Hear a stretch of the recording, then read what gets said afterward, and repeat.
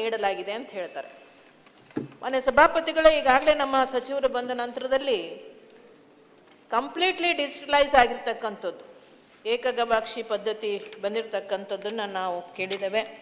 ಸುಮಾರು ಒಂದೊಂದು 150 ಸೇವೆಗಳನ್ನು ಅದರ ಮೂಲಕ ಕೊಡ್ತಾರೆ, 30 ಇಲಾಖೆಗಳು ಭಾಗವಹಿಸ್ತವೆ, ಇತ್ಯಾದಿ ಇತ್ಯಾದಿ.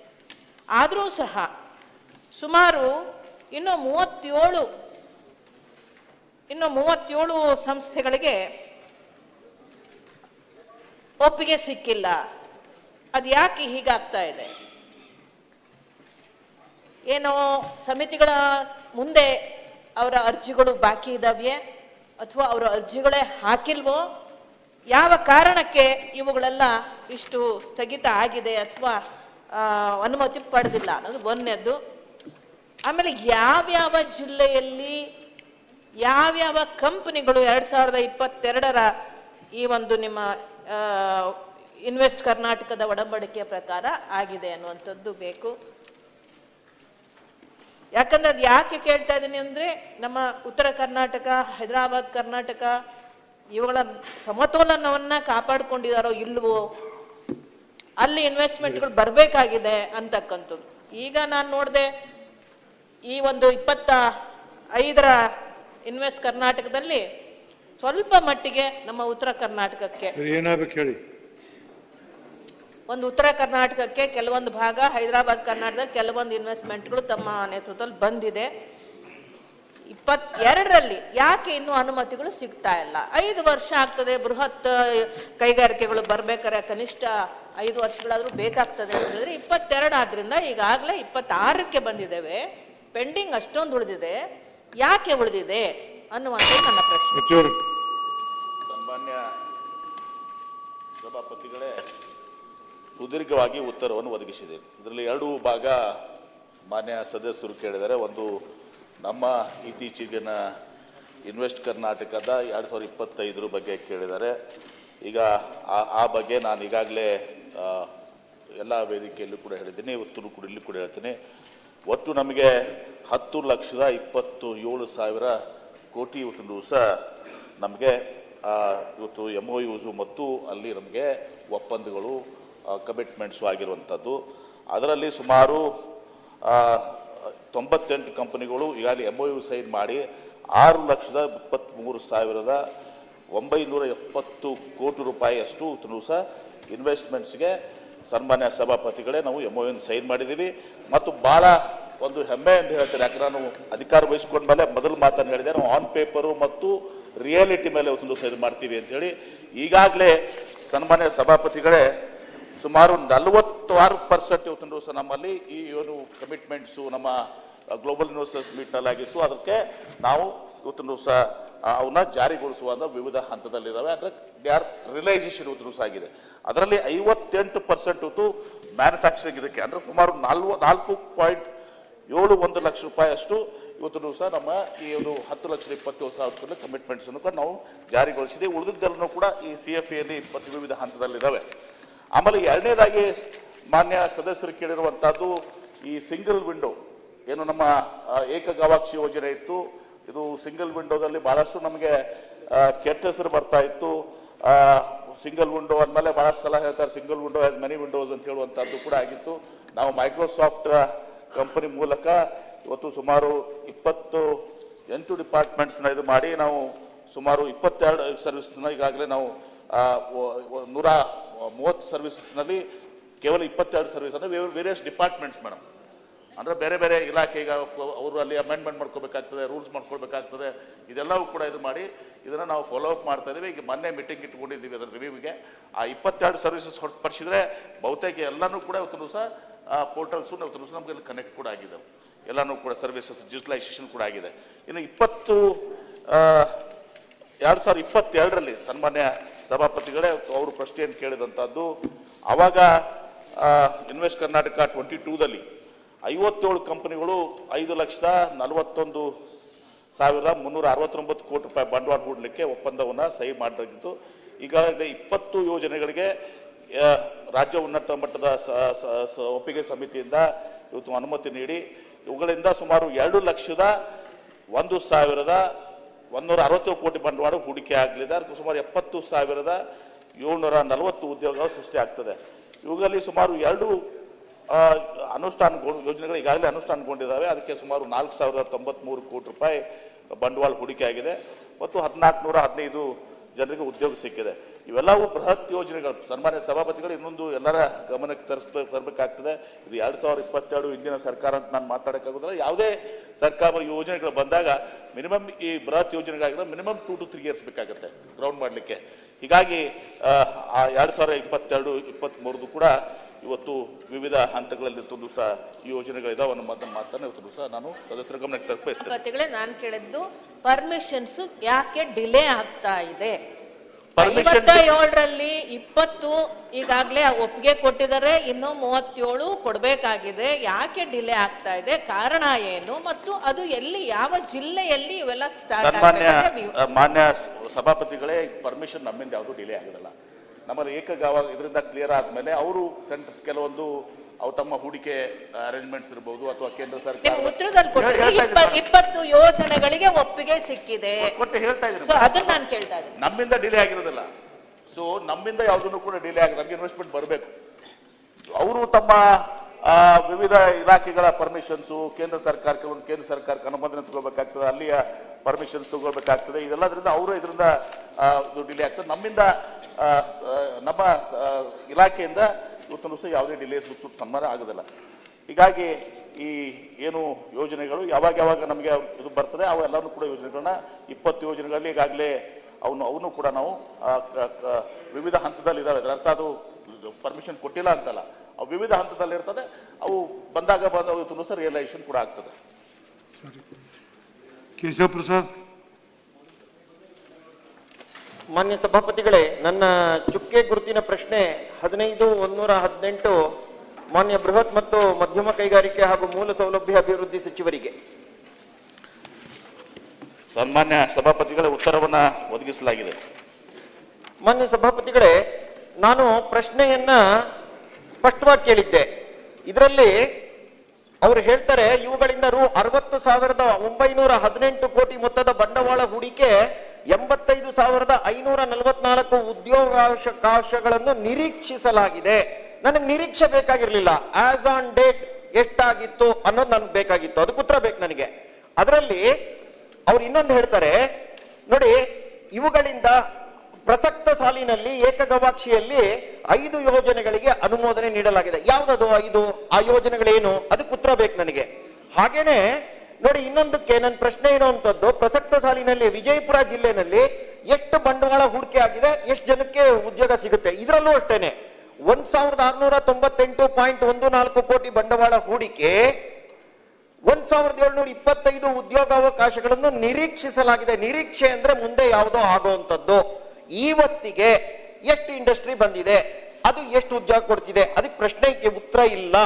ಇನ್ನೊಂದು, ಪ್ರಸಕ್ತ ಸಾಲಿನಲ್ಲಿ ಅನುಮೋದನೆಯಾದ ಯೋಜನೆಗಳು ವಿವಿಧ ಹಂತದ ಅನುಷ್ಠಾನದಲ್ಲಿದೆ. ವಿವಿಧ ಹಂತದ ಅನುಷ್ಠಾನದಲ್ಲಿದೆ ಅಂದ್ರೆ ಪಾಯ ತೋಡಿದಾರ, ಬಿಲ್ಡಿಂಗ್ ಕಟ್ತಾ ಇದಾರ, ಯಾವ ಹಂತಕ್ಕಿದೆ, ಯಾವ ಸಮಯದಲ್ಲಿ ಇದು ಪೂರ್ಣಗೊಳ್ಳುತ್ತೆ, ಇದ್ರ ವಿವರ ಬೇಡವಾ? ಇದರಲ್ಲಿ ಒಂದೇ ಒಂದು ಪೇಜಿನ ಉತ್ತರ ಕೊಟ್ಟಿದ್ದಾರೆ ಮಾನ್ಯ ಸಭಾಪತಿಗಳೇ. ನಾನ್ ನಿರೀಕ್ಷೆ ಮಾಡಿದ್ದೆ ಇಡೀ ವಿಜಯಪುರದ ಚಿತ್ರಣ ನನ್ನ ಕಣ್ಮುಂದೆ ಇರುತ್ತೆ ಅಂತ ಹೇಳಿ. ಇಲ್ವಲ್ಲ. ಅಂದ್ರೆ ಯಾಕೆ ಇಷ್ಟ ಅಸಡ್ಡೆ ಉತ್ತರ ಕೊಡ್ಬೇಕಾಗಿತ್ತೇನು ಮಂತ್ರಿಗಳು? ಉತ್ತರ ಬೇಕು ನನಗೆ. ವಿಜಯಪುರ ಜಿಲ್ಲೆ ಬಗ್ಗೆ ಅವರ ಕಳಕಳಿಯನ್ನ ನಾನು ಮೆಚ್ಚುಗೆ ವ್ಯಕ್ತಪಡ್ತೇನೆ. ನಾನು ಕೂಡ ಅಲ್ಲಿಯ ಜಿಲ್ಲಾ ಉಸ್ತುವಾರಿ ಸಚಿವನು, ಅಲ್ಲಿ ಹುಟ್ಟಿದವನು ಬೆಳೆದವನು. ನೀವು ಬಂದು ವೋಟಿಂಗ್ ಸಲುವಾಗಿ ಬಂದಿದ್ದೀರಿ. ಅಲ್ಲಿ ಸನ್ಮಾನ್ಯ ಸಭಾಪತಿಗಳೇ, ನಾನು ಉತ್ತರ ಇಲ್ಲಿ ಈಗಾಗಲೇ ಕೊಟ್ಟಿದ್ದೀನಿ. ಅಂದ್ರೆ ಆಗಲೇ ಉತ್ತರ ಕೊಟ್ಟಿದ್ದು ಯಾವುದನ್ನು ಕೂಡ ಇಮಿಡಿಯೇಟ್ಲಿ. ಈಗ ನಿಮ್ದು 22 ನಿಮ್ಮ ಹಿಂದಿನ ಸರ್ಕಾರ ಇತ್ತಲ್ಲ, 22 ಉಮಾಶ್ರೀ ಪ್ರಶ್ನೆ ಕೇಳಿದ್ರು ಸದಸ್ಯರು. 22 ರಿಯಲೈಸೇಷನ್ ಹಾಕೋ 2-3 ವರ್ಷ ಬೇಕಾಗುತ್ತೆ. ಇಲ್ಲಿ ತಾವು ವಿಜಯಪುರ ಜಿಲ್ಲೆ ಕೇಳಿದ್ರು ವಿಶೇಷವಾಗಿ, ಅವು ಯಾವ 5 ಕಂಪನೀಸು ಅಂತ ಹೇಳಿ. ಆ 5 ಕಂಪನೀಸು ಓದಿ ಹೇಳ್ಬಿಡ್ತೀನಿ ಸಭಾಪತಿಗೆ ಅನುಮತಿ ಕೊಟ್ರೆ. ಇವತ್ತು Hexa climate solutions private limited, ಇವರು 8,000 ಕೋಟಿ ರೂಪಾಯಿ ಇನ್ವೆಸ್ಟ್ಮೆಂಟ್ ಮಾಡಕ್ಕೆ ಮಾಡಿದ್ದಾರೆ. ಆಮೇಲೆ Melstar aviations tech private limited, aerospace and defence ನಲ್ಲಿ ಇವತ್ತು ಅಲ್ಲಿ ಏರ್ಪೋರ್ಟ್ ಇದರಲ್ಲಿ ಅವ್ರದ್ದು ಮಾಡಲಿಕ್ಕೆ ಸುಮಾರು 300 ಕೋಟಿ ರೂಪಾಯಿ ಇದು ಮಾಡಿದ್ದಾರೆ. Renaissance solar and electronics material limited ಏನಿದೆಲ್ಲ, ASTM ಇದರಲ್ಲಿ ಎಲೆಕ್ಟ್ರಾನಿಕ್ಸ್ ಇದರಲ್ಲಿ ಅವರು 5,000 ಕೋಟಿ ರೂಪಾಯಿ ಇದಕ್ಕೆ ಇದು ಮಾಡಿದ್ದಾರೆ. ಇವೆಲ್ಲರೂ ಮಾಡಿದ್ದಾರೆ. ಸುಜಲಾನ್ ಎನರ್ಜಿ ಈಗಾಗಲೇ ಅವರು ಭೂಮಿ ಅವರೇ ಸ್ವತಃ ಭೂಮಿ ತಗೊಂಡು ಈಗ ಕೆಲಸ ಪ್ರಾರಂಭ ಮಾಡಿದ್ದಾರೆ. ಅಂದರೆ ಈ ಫ್ಯಾನ್ ವಿಂಗ್ಸ್ ಬರ್ತಾವಲ್ಲ ಸನ್ಮಾನ ಸಭಾಪತಿಗಳು ಅವನು ಉತ್ಪಾದನೆ ಮಾಡುವಂಥದ್ದು. ಆಮೇಲೆ ವಿಂಗ್ಸ್ ಅಗ್ರಿಕಲ್ಚರ್ ಪ್ರೈವೇಟ್ ಲಿಮಿಟೆಡ್ ಇದು ಬಹಳ ಪ್ರಮುಖವಾಗಿ ಈ ವಿಂಗ್ಸು ವಿಟೇರಾ ಆ ಕಂಪನಿಯ ಒಂದು ಕೊಲಾಬರೇಷನ್ ಇನ್ ಸನ್ಮಾನ ಸಭಾ ಗ್ಲೋಬಲ್ ಲೀಡರ್ಸ್ ಅವರು ಈ ಎಲ್ಲ ಪಲ್ಸಸ್ ಸೇರಿದಲ್ಲ ತೊಗರೆ ವಿವಿಧ ಏನು ಆಯಿಲ್ ಸೀಡ್ಸು ಈ ಎಲ್ಲವನ್ನ ಪ್ರೊಕ್ಯೂರ್ ಮಾಡುವಂಥದ್ದು. ಅದು ತೊಗರಿ ವಿಶೇಷವಾಗಿ ವಿಜಯಪುರ ಜಿಲ್ಲೆ ಮತ್ತು ಗುಲ್ಬರ್ಗಾ ಜಿಲ್ಲೆಗೆ ಬಹಳಷ್ಟು ಅನುಕೂಲ ಆಗುವಂಥದ್ದು ಅದು ಇದೆ. ಇದಲ್ಲದೆ ಸನ್ಮಾನ್ಯ ಸಭಾಪತಿಗಳೇ, ಇವತ್ತು ಟಾಟಾ ಪವರ್ ಅವ್ರ ಜೊತೆ ಕೂಡ ನಾವು ಮೊನ್ನೆ ಚರ್ಚೆ ಮಾಡ್ತಾ ಇದ್ದೀವಿ. ನಾನು ಟಾಟಾ ಚೇರ್ಮನ್ರಿಗೂ ಕೂಡ ಭೇಟಿಯಾಗಿದ್ದೀವಿ. ಅಲ್ಲಿ ಈ ಟಾಟಾ ಪವರ್ದವರು ಸೋಲಾರ್ ಇಂಗೋಟ್ಸ್ ಅಂಡ್ ವೇಫರ್ಸ್ ಸಲುವಾಗಿ ಸುಮಾರು 7,900 ಕೋಟಿ ರೂಪಾಯಿ ಇವತ್ತೊಂದು ದಿವಸ ಅವರಿಗೆ ನಾವು ಇದೆಲ್ಲರಿಗೂ ಕೂಡ ನಾವು ಇನ್ಸೆಂಟಿವ್ಸ್ ಆಫರ್ ಮಾಡ್ತೀವಿ. ಬೇರೆ ಸ್ಟೇಟ್ಸು ಒಂದು ಇನ್ಸೆಂಟಿವ್ ಆಫ್ ಮಾಡ್ತಾರೆ, ಅವ್ರಿಗಿಂತ ಜಾಸ್ತಿ ನಾವು ಮಾಡಬೇಕಾಗ್ತದೆ. ಇದು ಕಾಂಪಿಟೇಷನ್ ಇದಿರ್ತದೆ. ಕರ್ನಾಟಕ, ಆಂಧ್ರ, ತೆಲಂಗಾಣ, ಮಹಾರಾಷ್ಟ್ರ, ಗುಜರಾತು, ಉತ್ತರ ಪ್ರದೇಶ ಆ ಕಡೆನೂ ಕೂಡ ಎಲ್ಲ ಸ್ಟಾರ್ಟ್ ಆಗಿದೆ. ಈ ಟಾಟಾ ಪವರ್ಗೂ ಕೂಡ ನಾವು ಎಲ್ಲರೂ ಏನೇನು ಇನ್ಸೆಂಟಿವ್ಸ್ ಕೊಡ್ತೀವಿ ಅಂತೇಳಿ ಬೆಸ್ಟ್ ಆಫ್ ದ ಇನ್ಸೆಂಟಿವ್ಸ್ ನಾವು ವಿಜಯಪುರಕ್ಕೆ ಕೊಡಲಿಕ್ಕೆ ನಾವು ಅವ್ರಿಗೆ ಟಾಟಾ ಚೇರ್ಮನ್ರಿಗೆ ನಾವು ಮೊನ್ನೆನೇ ಕೂಡ ದಾವೋಸ್ನಲ್ಲಿ ಮತ್ತೆ ಅದು ರಿಪೀಟ್ ಆಗಿ ಅವ್ರಿಗೆ ಭೇಟಿಯಾಗಿ ಟಾಟಾ ಚೇರ್ಮನ್ರಿಗೆ ನಾವು ಕನ್ವಿನ್ಸ್ ಮಾಡುವಂಥ ಕೆಲಸವನ್ನು ಮಾಡಿದ್ವಿ. ಹೀಗೆ ಸನ್ಮಾನ್ಯ ಸಭಾಪತಿಗಳೇ, ಇವತ್ತು ವಿಜಯಪುರ ಜಿಲ್ಲೆಯಲ್ಲಿ ಸುಮಾರು ಮೋರ್ ದೆನ್ ಒಂದು ಟೋಟಲ್ ಎಲ್ಲ ಹಿಡ್ಕೊಂಡ್ರೆ ಸನ್ಮಾನ್ಯ ಸಭಾಪತಿಗಳೇ ಒಂದು 35,000 ಕೋಟಿ ರೂಪಾಯಿಯಷ್ಟು ಇನ್ವೆಸ್ಟ್ಮೆಂಟ್ಸ್ನ ನಾವು ಫಾಲೋ ಅಪ್ ಮಾಡ್ತಾ ಇದ್ದೀವಿ. ವಿವಿಧ ಹಂತದಲ್ಲಿ ಇರ್ತವೆ. ಆಮೇಲೆ ಯಾವುದೇ ಒಂದು ಯೋಜನೆ ಇವತ್ತು ನೀವು ಅನೌನ್ಸ್ ಮಾಡಿದಾಗ ನೆಕ್ಸ್ಟ್ ಡೇ ಆಗಿದ್ರೆ ಬಿಲ್ಡಿಂಗ್ ಕಡೆ ಪರ್ಮಿಷನ್ಸು ಅದೆಲ್ಲನೂ ಕೂಡ ಎಲ್ಲ ಆಗಬೇಕಾಗಿದ್ರೆ ಮಿನಿಮಮ್ 1 ಇಯರ್ ತಗೋತದೆ ಅದು. ಆಮೇಲೆ ಇದೆಲ್ಲನೂ ಗ್ರೌಂಡ್ ಆಗ್ಬೇಕಾದ್ರೆ ಮಿನಿಮಮ್ 2 to 3 years ಬೇಕಾಗುತ್ತೆ. ಉದಾಹರಣೆ ಕೊಟ್ಟಲ್ಲ 22-23 ನಿಮ್ಮದು ಇಂದಿನ ಗ್ಲೋಬಲ್ ಇನ್ವೆಸ್ಟರ್ಸ್ ಮೀಟ್ನಲ್ಲಿ ಕಂಪೇರ್ ಮಾಡಿದ್ರೆ ಈಗ ನಾವು 48% ಗ್ರೌಂಡ್ ಮಾಡಿದ್ದೀವಿ. ಮ್ಯಾನುಫ್ಯಾಕ್ಚರಿಂಗಲ್ಲಿ 58% ಗ್ರೌಂಡ್ ಮಾಡಿದ್ದೀವಿ. ಹೀಗೆ ಬಹಳ ಗಂಭೀರವಾಗಿ ನಮ್ಮ ವಿಜಯಪುರ ಜಿಲ್ಲೆ ಬಗ್ಗೆ ನಿಮಗೆಷ್ಟು ಕಾಳಜಿ ಅದಲ್ಲ ಅಷ್ಟೇ ಕಾಳಜಿ ನನಗೂ ಅದೇ ಅಂತೇಳಿ ನಮ್ಮ ಜಾಸ್ತಿ ಇರಲಿ ಅವ್ರ ಪಾಪ ನಮ್ಮ ಜಿಲ್ಲೆಗೆ ಬಂದವರು ಇಷ್ಟು ಕಾಳಜಿಯನ್ನು ವ್ಯಕ್ತಪಡಿಸಿದ್ದಾರೆ. ಇವತ್ತು ಆ ಕೆಲಸವನ್ನು ಇವತ್ತೊಂದು ದಿವಸ ನಾನು ನಮ್ಮ ನಾ ಹಿಂದೆ ನೀರಾವರಿ ಸಚಿವರಾಗಿ ನೀರು ಕೊಟ್ಟಿದ್ದೀನಿ, ತಗೊಂಬಂದು ನೋಡಿದ್ದೀರಿ ಅಲ್ಲ. ಈಗ ಇದನ್ನು ಇಂಡಸ್ಟ್ರೀಸು ಆಗಬೇಕು ಅಂತೇಳಿ ನಮ್ಗೆ ಕನಸಿದೆ. ಆ ಇಂಡಸ್ಟ್ರೀಸ್ ಮಾಡುವಂಥದ್ರಲ್ಲಿ ಭಾಳ ಗಂಭೀರವಾಗಿದ್ದೀವಿ.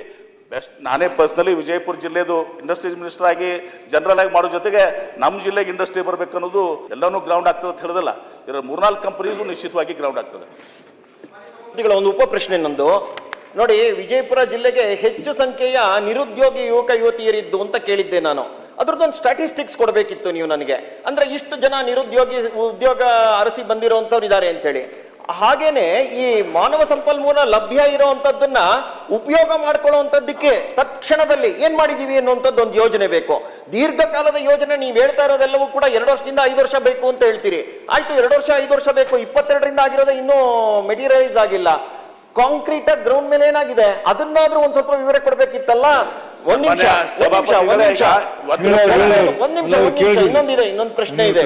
ಹಾಗೆ ಅದರಲ್ಲಿ ಪ್ರಸಕ್ತ ಸಾಲಿನಲ್ಲಿ ರಾಜ್ಯ ಸರ್ಕಾರವು ವಿಜಯಪುರ ಜಿಲ್ಲೆಯಲ್ಲಿ ಎಷ್ಟು ಸಂಖ್ಯೆಯ ಕೈಗಾರಿಕೆಗಳನ್ನು ಸ್ಥಾಪಿಸಲು ಹೂಡಿಕೆ ಆಕರ್ಷಿಸಿದೆ? ನನ್ನ ಪ್ರಶ್ನೆಗಳಲ್ಲಿ ಸ್ಪೆಸಿಫಿಕ್ ಆಗಿ ಇಷ್ಟು ಮೊತ್ತ ಇಷ್ಟು ಈ ಹಂತದಲ್ಲಿದೆ ಅನ್ನುವಂಥದ್ದಕ್ಕೆ ನಿಖರವಾದಂತ ಉತ್ತರ ಕೊಡ್ಬೇಕು ನೀವು. ನಿಖರವಾದಂತ ಉತ್ತರ ಇಲ್ಲ ಇಲ್ಲಿ. ಇವರಿಗೆ ಸಂಪೂರ್ಣವಾಗಿರುವಂತಹದ್ದು ನಮ್ಮ ಹಿಂದಿನ ಸರ್ಕಾರದ ಇಲ್ಲಿ ಕೂಡ ಲಿಸ್ಟ್ ನನ್ನ ಮುಂದೆನೇ ಇದೆ, ನನ್ನ ಮುಂದಿದೆ ಸಭಾಪತಿಗಳೇ. ಅದನ್ನು ಕೂಡ ನಾನು ಸದಸ್ಯರಿಗೆ ಕೊಡ್ತೀನಿ. ಯಾವ್ಯಾವ ಕಂಪನೀಸು 2022 ಗ್ಲೋಬಲ್ ಇನ್ವೆಸ್ಟರ್ಸ್ ಮೀಟ್ ನಲ್ಲಿ ಏನೇನು ಸ್ಟೇಟಸ್ ಇದೆ ಅಂತ ಕೂಡ ಕೊಡ್ತೀನಿ. ನಮ್ಮ ಈಗ ಮೊನ್ನೆ 11 ತಿಂಗಳು ಬರೀ ನಮ್ದು 11 ತಿಂಗಳಲ್ಲಿ ನಾನು ಹೇಳ್ತೇನೆ, ಹೆಮ್ಮೆಯಿಂದ ಹೇಳ್ತೀನಿ, 48% ಏನೇನು ಇದನ್ನು ನಾವು ಇದು ಮಾಡಿದ್ದೀವಿ. ಅದಾಗ 58% ಏನು ಮ್ಯಾನುಫ್ಯಾಕ್ಚರಿಂಗ್ ಇದೆ. ಆ ಲಿಸ್ಟನ್ನು ಕೂಡ ನಿಮ್ಗೆ ಕೊಡ್ತೀನಿ. ಇನ್ನು ಎರಡನೇದಾಗಿ ಎಷ್ಟು ಮಂದಿ ಉದ್ಯೋಗ ಕೇಳ್ಕೊಂಡಿರೋದು ಬಹುಶಃ ಎಂಪ್ಲಾಯ್ಮೆಂಟ್ ಇದಕ್ಕೆ ಬರ್ತದೆ. ಅದು ಲೇಬರ್ ಡಿಪಾರ್ಟ್ಮೆಂಟ್ ಅದರಲ್ಲಿ ಆ ಎಂಪ್ಲಾಯ್ಮೆಂಟ್ ಎಷ್ಟೆಷ್ಟು ಜನ ಕೇಳ್ಕೊಂಡಿದೆ ಅದು ನನ್ನ ಕಡೆ ಬರೋದಲ್ಲ. ಎಷ್ಟು ಮಂದಿ ಎಂಪ್ಲಾಯ್ಮೆಂಟ್ಸ್ ಕೇಳಿದ್ದಾರೆ ಏನು ಅನ್ನೋದನ್ನು ಆ ಸ್ಟ್ಯಾಟಿಸ್ಟಿಕ್ಸು ಇವತ್ತು ಕನ್ಸರ್ನ್ ಡಿಪಾರ್ಟ್ಮೆಂಟ್ ತಗೊಂಡು ಅದನ್ನು ಕೂಡ ನಾನು ಕೊಡ್ತೀನಿ. ನಿಮಗೆ 2 ಕಾಪೀಸ್ ಕೊಡ್ತೀನಿ. ನಾನು 22 ಕಾಪಿ ಕೊಡಬೇಕು ಅಂತ 22 ಕೊಡ್ತೀನಿ, 25 ಕೊಡ್ತೀನಿ. ದಯವಿಟ್ಟು ಲಿಖಿತ ಮೂಲಕ ಪ್ರಶ್ನೆಗೆ ಉತ್ತರ ಲಿಖಿತ ಮೂಲಕ. ಸಭಾಪತಿಗಳೇ, ದಿನಾಂಕ 27 ಜನವರಿ 2026 ಸಮೂಹ 2ರ ಲಿಖಿತ ಮೂಲಕ ಉತ್ತರಿಸುವ ಒಟ್ಟು 108 ಪ್ರಶ್ನೆಗಳ ಪೈಕಿ 26 ಪ್ರಶ್ನೆಗಳಿಗೆ ಉತ್ತರಗಳನ್ನು ಸದನದಲ್ಲಿ ಮಂಡಿಸುತ್ತಿದೆ. ಇದು ಶೂನ್ಯವೇಳೆ ತಗೊಂಡು ಹೆಂಗೆ ನಿಮ್ಗೆ ಕೇಳ್ತೀನಿ. ಅಲ್ಲ, ಶೂನ್ಯವೇಳೆ ಮುಗಿಸ್ತುಕೊಂಡು ಆಯಿತು.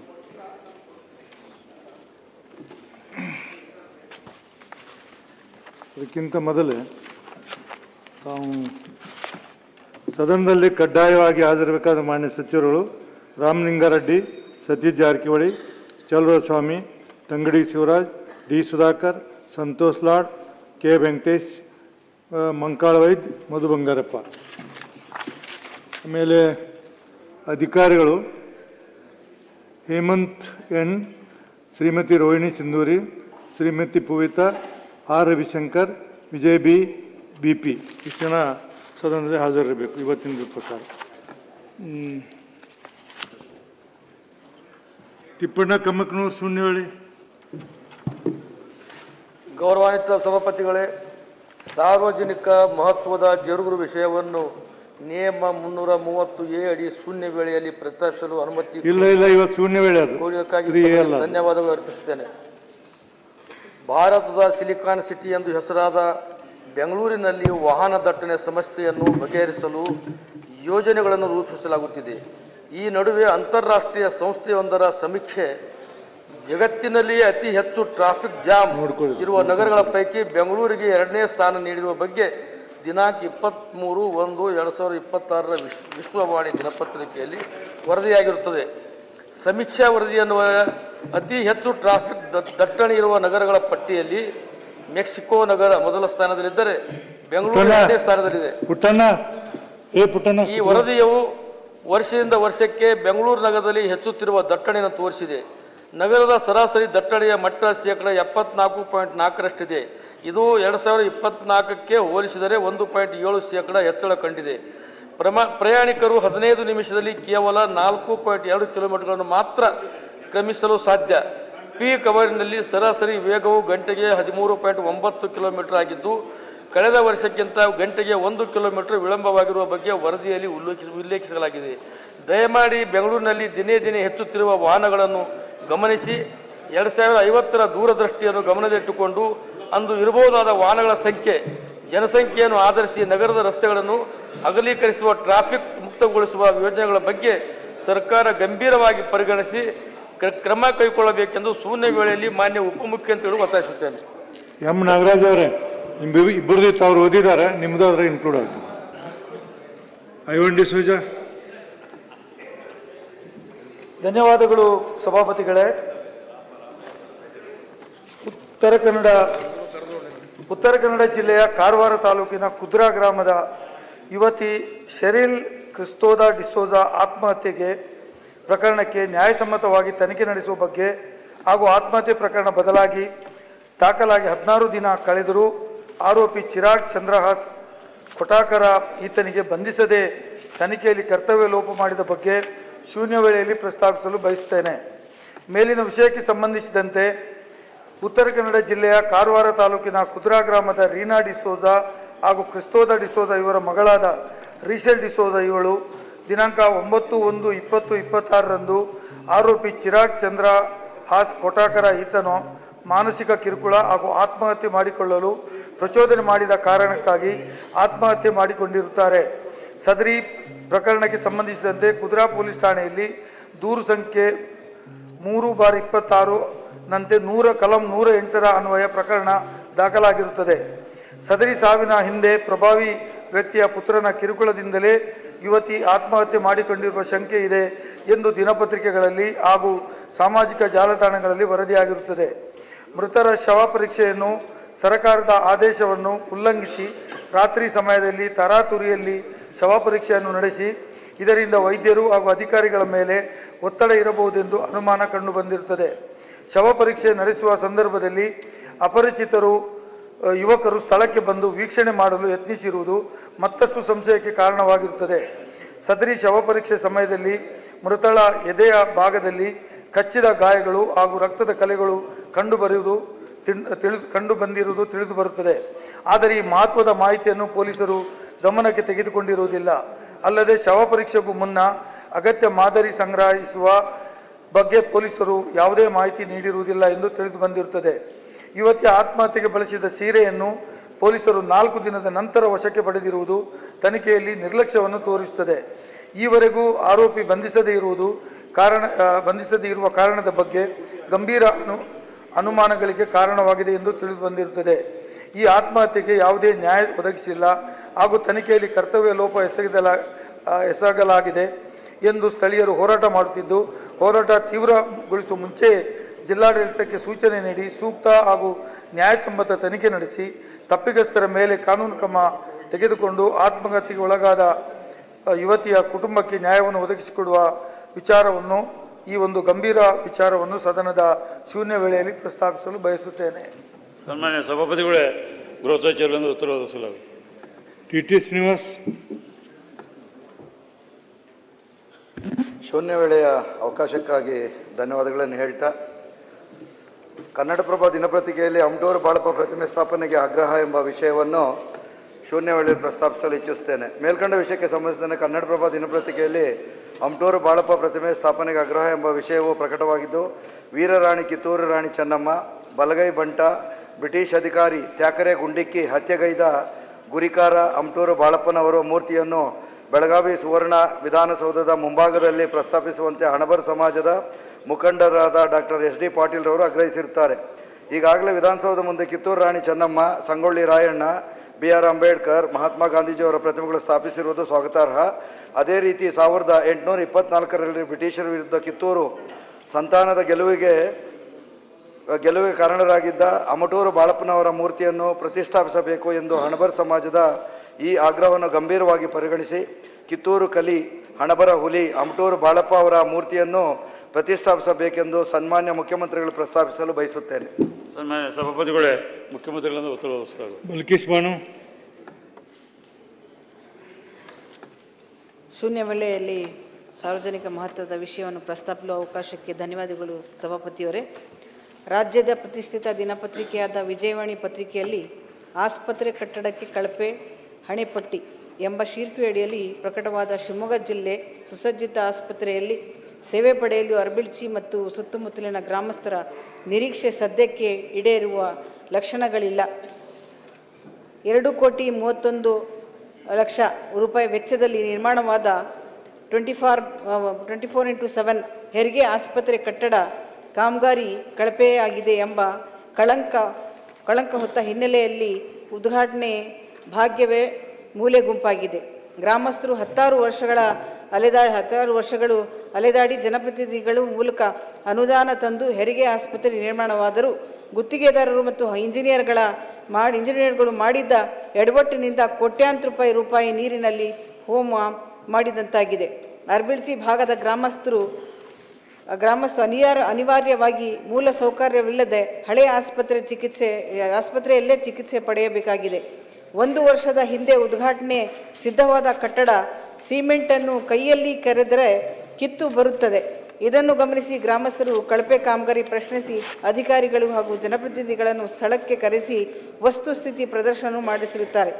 ಅರಬಿಳ್ಸಿ ಸರ್ಕಾರಿ ಆಸ್ಪತ್ರೆ ವ್ಯಾಪ್ತಿಗೆ ಅಕ್ಕಪಕ್ಕದ 12 ಗ್ರಾಮದ ಸುಮಾರು 13,623ಕ್ಕೂ ಹೆಚ್ಚು ಗ್ರಾಮಸ್ಥರು ಈ ವ್ಯಾಪ್ತಿಯಲ್ಲಿ ವಾಸ ಮಾಡುತ್ತಿದ್ದು, ಕಟ್ಟಡ ತರಸುವವರೆಗೆ ಗುಣಮಟ್ಟ ಮಾತ್ರ ಕೂಡಿದೆ.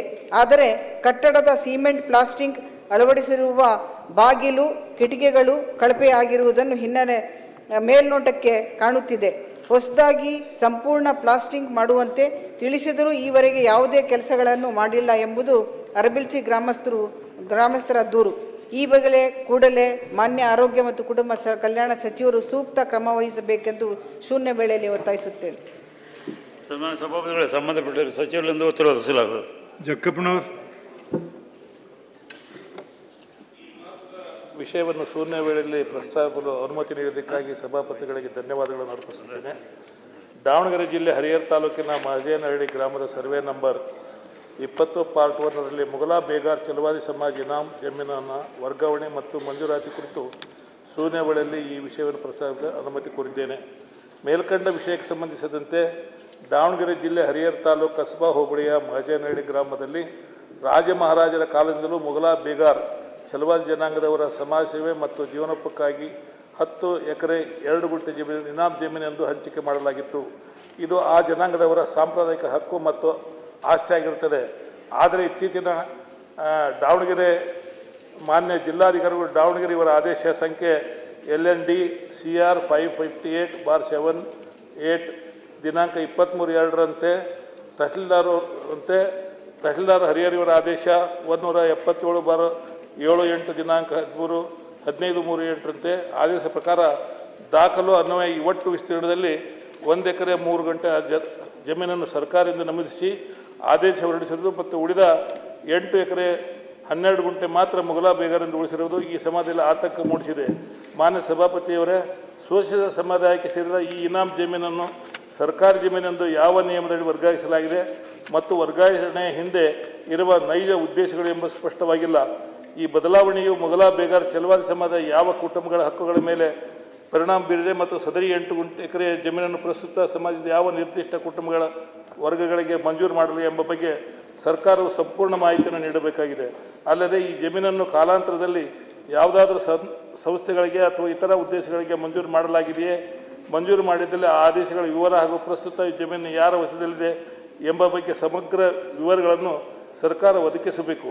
ಇನಾಮ್ ಜಮೀನಿನ ಮೂಲ ಸ್ವರೂಪವನ್ನು ಬದಲಿಸುವ ಮೂಲಕ ಈ ಸಮುದಾಯಕ್ಕೆ ಆಗುತ್ತಿರುವ ಅನ್ಯಾಯವನ್ನು ಸರಿಪಡಿಸಲು ಕಂದಾಯ ಸಚಿವರು ಕೂಡಲೇ ಈ ಕುರಿತು ತನಿಖೆ ನಡೆಸಿ ಸವಿಸ್ತಾರವಾದ ಉತ್ತರ ನೀಡಬೇಕೆಂದು ತಮ್ಮ ಮುಖಾಂತರ ನಾನು ಒತ್ತಾಯ ಮಾಡುತ್ತೇನೆ. ಸನ್ಮಾನ್ಯ ಸಭಾಪತಿಗಳೇ, ಸಂಬಂಧಪಟ್ಟಿರುವ ಸಚಿವರಿಂದ ಉತ್ತರ ಒದಗಿಸಲಾಗುವುದು. CT ರವಿ. ಮಾನ್ಯ ಸಭಾಪತಿಗಳ ಧನ್ಯವಾದಗಳು. ಮಾನ್ಯರೇ, ವಿಜಯ ಕರ್ನಾಟಕ ದಿನಪತ್ರಿಕೆಯಲ್ಲಿ KS ರಿಸಲ್ಟ್ ಯಾವಾಗ 9 ತಿಂಗಳಾದರೂ ಫಲಿತಾಂಶ ಪ್ರಕಟಿಸದ KPSC, ಅಭ್ಯರ್ಥಿಗಳ ತ್ರಿಶಂಕು ಸ್ಥಿತಿ, ಹೊಸ ತಂತ್ರಜ್ಞಾನ ಬಳಸಿದರೂ ತಪ್ಪದ ವನವಾಸ, 2 ವರ್ಷದಿಂದ ಮುಗಿಯದ ಪ್ರಕ್ರಿಯೆ ಎಂಬ ಶಿರೋನಾಮೆಯಡಿಯಲ್ಲಿ ಪ್ರಕಟವಾಗಿರುವ ವರದಿಯನ್ನು ಪ್ರಸ್ತಾಪಿಸ ಬಯಸುತ್ತೇನೆ. ಮೌಲ್ಯಮಾಪನದಲ್ಲಿ ಅತ್ಯಾಧುನಿಕ ತಂತ್ರಜ್ಞಾನ ಬಳಸಿಕೊಳ್ಳುತ್ತಿದ್ದೇವೆ ಎಂದು ಹೇಳುವ ಕರ್ನಾಟಕ ಲೋಕಸೇವಾ ಆಯೋಗವು 384 KAS ಹುದ್ದೆಗಳ ಭರ್ತಿಗೆ ಮುಖ್ಯ ಪರೀಕ್ಷೆ ನಡೆಸಿ 9 ತಿಂಗಳಾದರೂ ಫಲಿತಾಂಶ ಪ್ರಕಟಿಸಿಲ್ಲ. ಪ್ರಿಲಿಮಿನರಿ ಪರೀಕ್ಷೆಯ ಪ್ರಶ್ನೆ ಪತ್ರಿಕೆಯಲ್ಲಾದ ಪ್ರಮಾದಗಳಿಂದ ಮೊದಲೇ ನೇಮಕಾತಿ ವಿಳಂಬವಾಗಿದ್ದು, ಈಗ ಮುಖ್ಯ ಪರೀಕ್ಷೆ ಫಲಿತಾಂಶ ಪ್ರಕಟಿಸುವುದು ತಡವಾಗುತ್ತಿರುವುದು ಅಭ್ಯರ್ಥಿಗಳಲ್ಲಿ ಬೇಸರ ಮೂಡಿಸಿದೆ. ಹಲವು ಅಭ್ಯರ್ಥಿಗಳು ಬೇರೆ ಅವಕಾಶಗಳನ್ನು ಒಪ್ಪಿಕೊಳ್ಳಬೇಕೋ ಅಥವಾ ಬೇಡವೋ ಎಂಬ ಗೊಂದಲದಲ್ಲಿ ಮುಳುಗಿದ್ದಾರೆ. ಇದೇ ಮೊದಲ ಬಾರಿಗೆ KAS ಮುಖ್ಯ ಪರೀಕ್ಷೆಯ ಮೌಲ್ಯಮಾಪನದಲ್ಲಿ ಗೌಪ್ಯತೆ ಕಾಯ್ದುಕೊಳ್ಳಲು ಹೊಸ ತಂತ್ರಜ್ಞಾನ ಇಂಟ್ರಾನೆಟ್ ಬಳಸಲಾಗುತ್ತಿದೆ ಎಂದು ಕರ್ನಾಟಕ ಲೋಕಸೇವಾ ಆಯೋಗವು ಹೇಳಿತ್ತು. ಆದರೆ 9 ತಿಂಗಳು ಕಳೆದರೂ ಇನ್ನು ಫಲಿತಾಂಶ ಪ್ರಕಟಿಸದಿರುವುದು ಆಯೋಗದ ಕಾರ್ಯವೈಖರಿಗೆ ಹಿಡಿದ ಕೈಗನ್ನಡಿಯಾಗಿದೆ. ಆಯೋಗ ಹೇಳಿದಂತೆ ಆಧುನಿಕ ತಂತ್ರಜ್ಞಾನ ಬಳಸಿಕೊಂಡಿದ್ದರೆ ಇನ್ನೂ ಬೇಗ ಫಲಿತಾಂಶ ನೀಡಬಹುದಾಗಿತ್ತು. ಆದರೆ ಫಲಿತಾಂಶ ಪ್ರಕಟಣೆಗೆ ಏಕೆ ತಡ ಮಾಡುತ್ತಿದೆ ಎಂದು ತಿಳಿಯುತ್ತಿಲ್ಲ. ಅಭ್ಯರ್ಥಿಗಳಿಗೆ ಕನಿಷ್ಠ ಪಕ್ಷ ಯಾವುದೇ ಮಾಹಿತಿಯನ್ನು ನೀಡುತ್ತಿಲ್ಲ.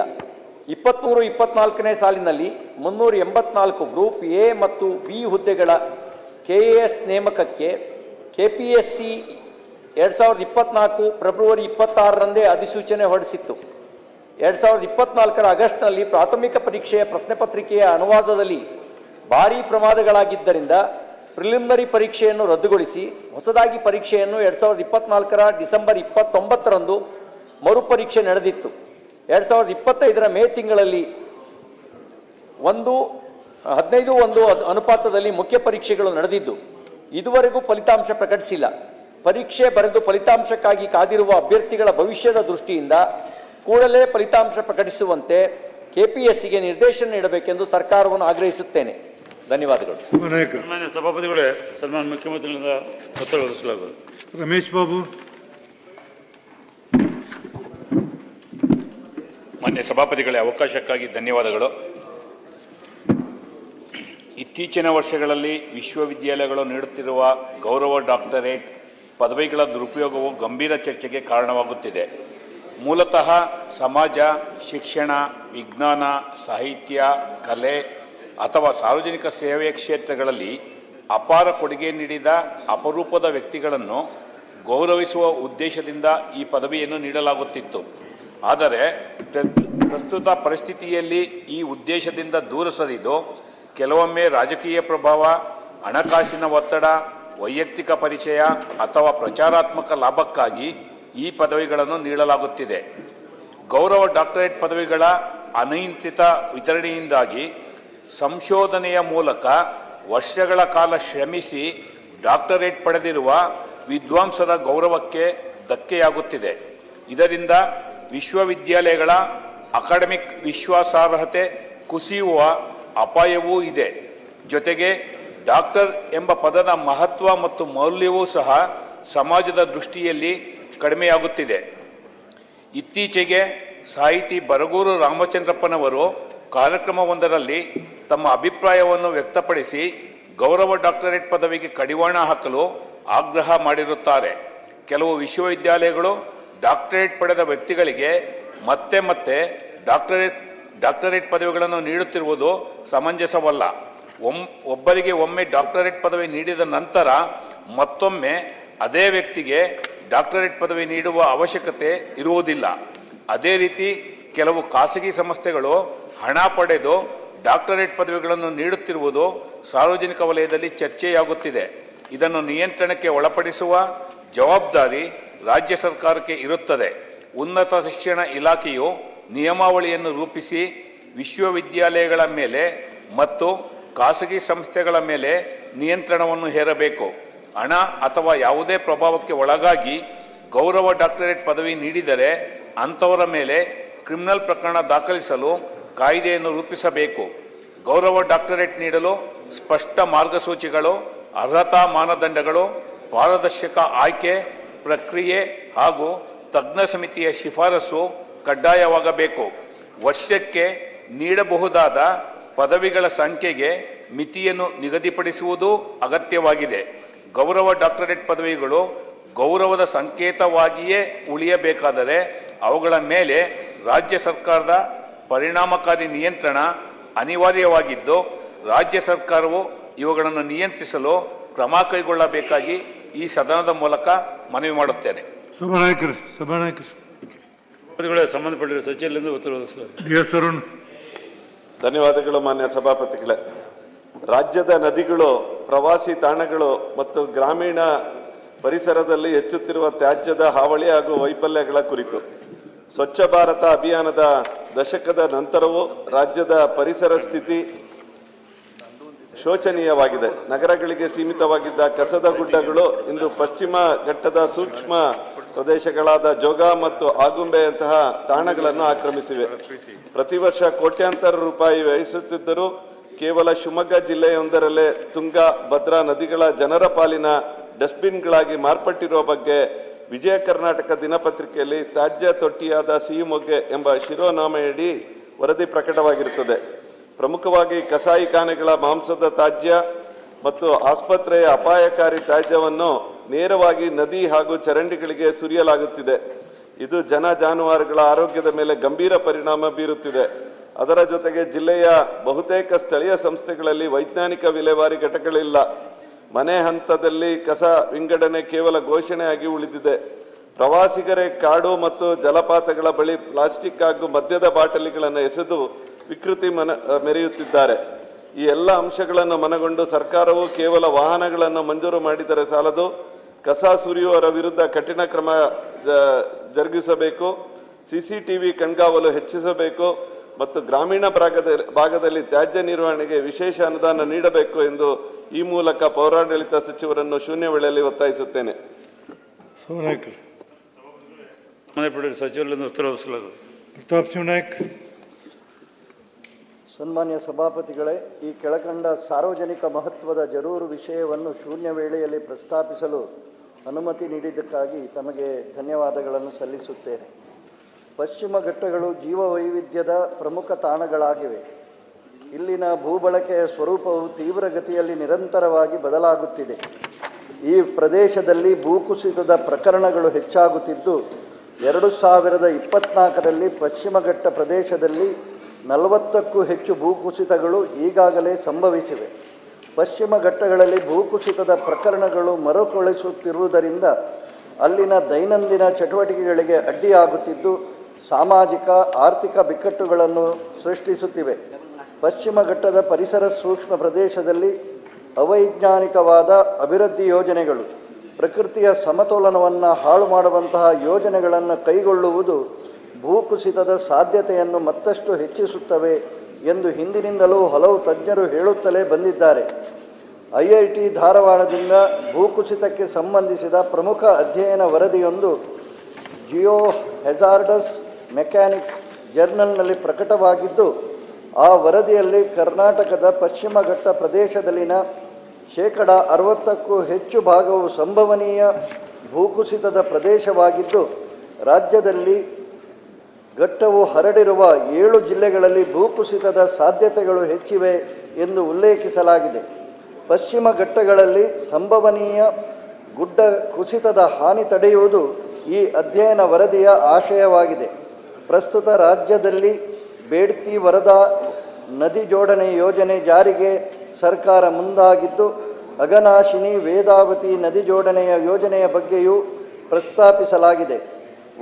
ವೈನಾಡ್ನಲ್ಲಿ ಆದ ಗುಡ್ಡ ಕುಸಿತ, ಶಿರೂರು ಗುಡ್ಡ ಕುಸಿತದಂತಹ ಪ್ರಕರಣಗಳು ಮತ್ತು ತಜ್ಞರ ಅಧ್ಯಯನ ವರದಿಗಳು ಭೂಕುಸಿತದ ಘೋರ ಪರಿಣಾಮಗಳನ್ನು ಜನರ ಮುಂದಿಟ್ಟಿದ್ದು, ಯೋಜನೆಯನ್ನು ಮತ್ತೊಮ್ಮೆ ಪರಿಶೀಲಿಸಬೇಕು ಎಂದು ಈ ಮೂಲಕ ಸರ್ಕಾರವನ್ನು ಒತ್ತಾಯಿಸುತ್ತೇನೆ. ಧನ್ಯವಾದಗಳು. ಸನ್ಮಾನ್ಯ ಸಭಾಪತಿಗಳೇ, ಸಂಬಂಧಪಟ್ಟ ಸಚಿವರಿಂದ ಉತ್ತರ ವಹಿಸಲಾಗುವುದು. ಜಗದೇವ್ ಗುತ್ತೇದಾರ್.